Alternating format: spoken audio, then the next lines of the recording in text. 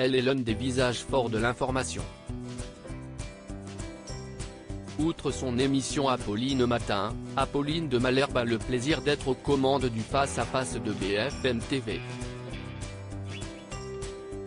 Ce lundi 27 mars 2023, elle a reçu Olivier Véran, ministre délégué auprès de la Première ministre, chargé du renouveau démocratique, porte-parole du gouvernement. Et les tensions étaient au rendez-vous.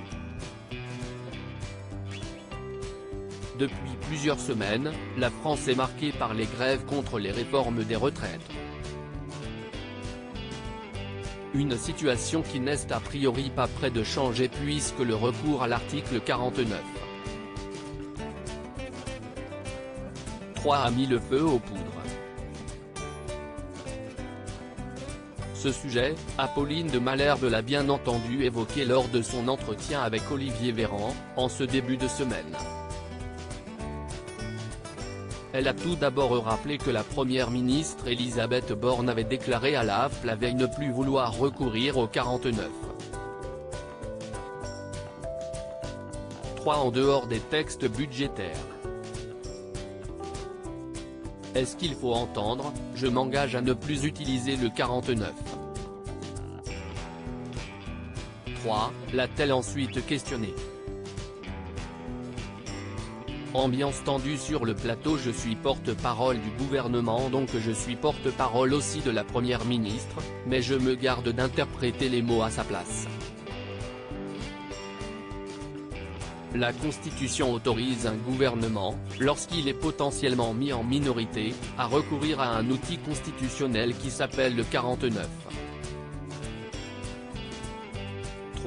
Ce qui fait qu'au lieu de voter sur le texte, vous votez pour garder la confiance ou, au contraire, virer le gouvernement en place.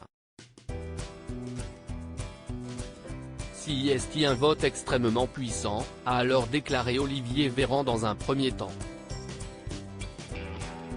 Il a ensuite rappelé que les motions de censure contre le gouvernement d'Elisabeth Borne n'avaient pas été adoptées.